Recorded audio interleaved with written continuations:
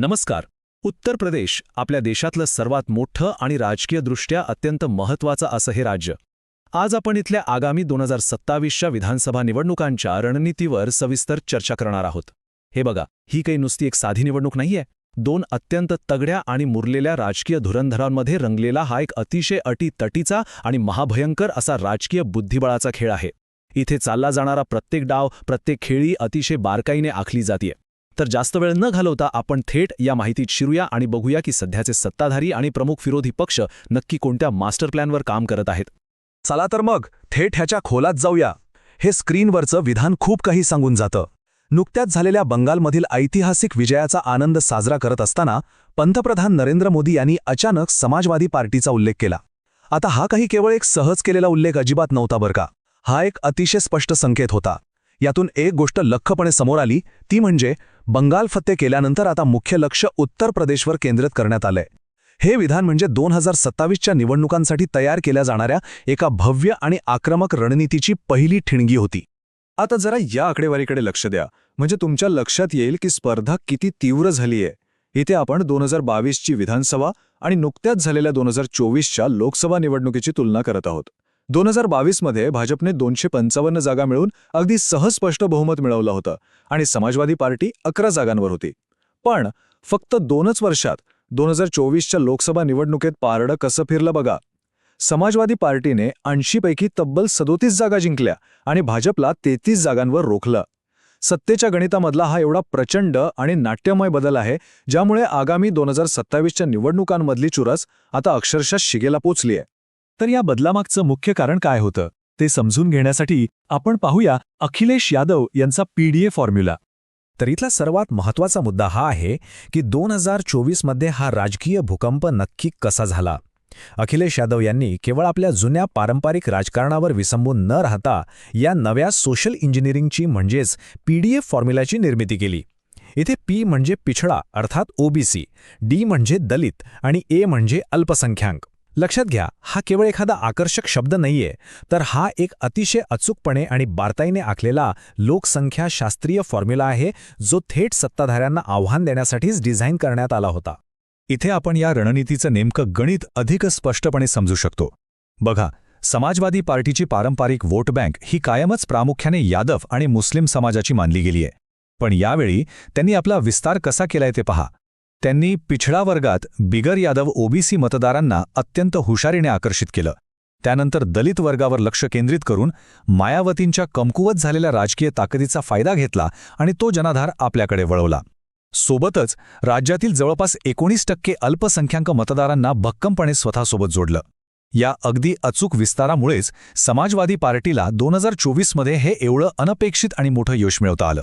आता या सर्व घडामोडींवर सत्ताधारी पक्ष शांत बसणार नाही हे तर उघडच आहे. म्हणूनच आपण आता भाजपच्या बंगाल पॅटर्नकडे वळूया.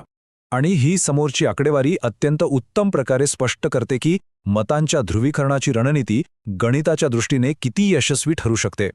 आपण बंगालमधल्या 6 मुस्लिम बहुल जिल्ह्यांमधल्या 118 जागांचा डेटा पाहत आहोत. बघा, 2021मध्ये इथे टीएमसीने 103 जागा जिंकल्या होत्या आणि भाजपला फक्त 14 जागा मिळाल्या होत्या. पण नंतरच्या काळात याच बालेकिल्ल्यात भाजपने तब्बल 57 जागा जिंकून जोरदार मुसंडी मारली आणि टीएमसीला 54 जागांवर समाधान मानावं लागलं. हे आकडे अगदी स्पष्टपणे दाखवून देतात की एखादी विशिष्ट रणनीती वापरून प्रतिस्पर्ध्याच्या सर्वात मजबूत किल्ल्यातही किती मोठं राजकीय नुकसान केलं जाऊ शकतं. आता साहजिकच प्रश्न पडतो की हा पॅटर्न नेमका काम कसा करतो. तर याची कार्यप्रणाली प्रामुख्याने 3 टप्प्यात चालते. पहिलं म्हणजे विरोधी पक्षांवर एका विशिष्ट समाजाच्या तुष्टीकरणाचे म्हणजेच लांगुल चालण्याचे आरोप केले जातात. दुसरं म्हणजे ज्या भागात मुस्लिम मतदारांचं प्राबल्य आहे तेथे ती मतं एकाच पक्षाला न मिळता विविध पक्षांमध्ये कशी विभागली जातील याकडे लक्ष दिलं जातं.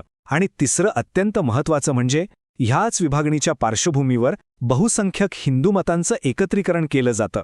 तुम्हाला आश्चर्य वाटेल, पण आसाममध्ये 34% मुस्लिम लोकसंख्या असूनही ह्याच पॅटर्नच्या जोरावर सत्ताधारी पक्षाने तिथे सलग तिसऱ्यांदा विजय मिळवला आहे. आता हा आकडा बघा, 40%. हे काय आहे तर 2012च्या उत्तर प्रदेश विधानसभा निवडणुकीत समाजवादी पार्टीला मिळालेली ही अंदाजे मुस्लिम मते आहेत. गेली जवळपास 15 वर्षे सपाचा या विशिष्ट जनसांख्यिकीय घटकावर अगदी घट्ट प्रभाव राहिला आहे.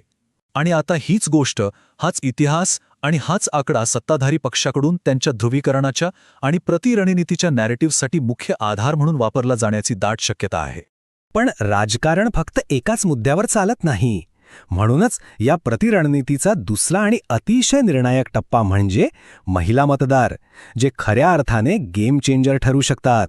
बघा, राजकारण केवळ जात आणि धर्मावर नेहमीच जिंकता येत नाही, हे आजच्या या तज्ज्ञ राजकीय धुरंधारांना पक्क माहीत आहे. म्हणूनच हा 47% आकडा खूप महत्त्वाचा आहे.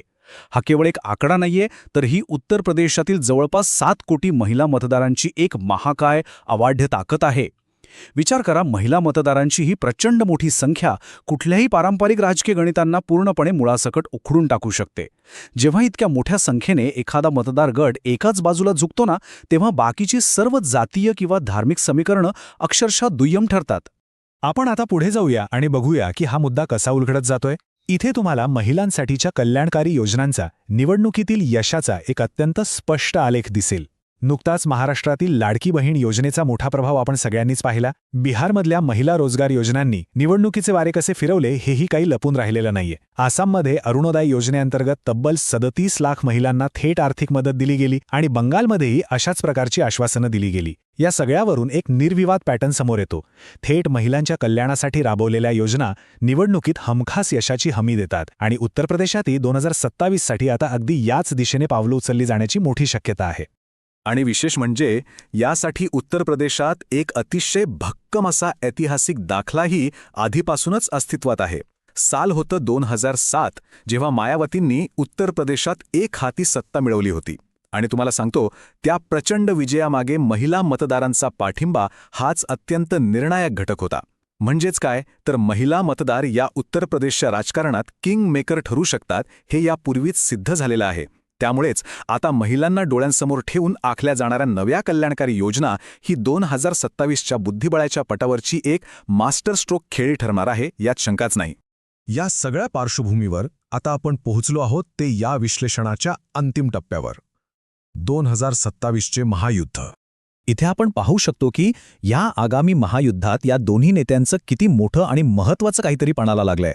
एका बाजूला आहेत विद्यमान मुख्यमंत्री योगी आदित्यनाथ, ज्यांची राजकीय प्रतिष्ठा आणि सलग तिसऱ्यांदा ऐतिहासिक विजय मिळवण्याचं मोठं उद्दिष्ट या निवडणुकीवर पूर्णपणे अवलंबून आहे. तर दुसरीकडे आहेत अखिलेश यादव, जे गेली 10 वर्ष सत्तेबाहेर आहेत आणि त्यामुळेच त्यांच्यासाठी ही लढाई आता अक्षरशः त्यांच्या राजकीय अस्तित्वाची लढाई बनली आहे. हे दोन्ही नेते अत्यंत निष्णात आणि मुरलेले रणनीतिकार आहेत. म्हणूनच 2027ची ही निवडणूक खऱ्या अर्थाने करा किंवा मरा या अटीतटीच्या स्थितीत पोहोचली आहे. आता या समोर उपस्थित केलेल्या प्रश्नाबद्दलची सर्वात रंजक गोष्ट म्हणजे हा उभा राहिलेला सर्वात मोठा आणि कळीचा मुद्दा. बंगालच्या निवडणुकीनंतर ज्याप्रमाणे राजकीय समीकरणे बदलली, तोच पॅटर्न उत्तर प्रदेशात यशस्वी ठरेल का? ममता बॅनर्जी यांच्यानंतर आता पुढचा नंबर अखिलेश यादव यांचा असेल का? या दोन अगदी भिन्न आणि शक्तिशाली रणनीतींच्या महायुद्धात अखेर बाजी कोण मारणार? या प्रश्नाचं नक्की उत्तर तर आपल्याला 2027मध्येच मिळेल. पण तोपर्यंत हा राजकीय बुद्धिबळाचा खेळ दिवसेंदिवस अधिकच रंजक होत जाणार आहे, हे मात्र नक्की. मला खात्री आहे की आजच्या या चर्चेतून मिळालेली माहिती नक्कीच विचार करायला लावणारी आहे. पुन्हा भेटूया अशाच एका सविस्तर आणि माहितीपूर्ण विश्लेषणासह. तोपर्यंत पाहत रहा आणि शिकत रहा.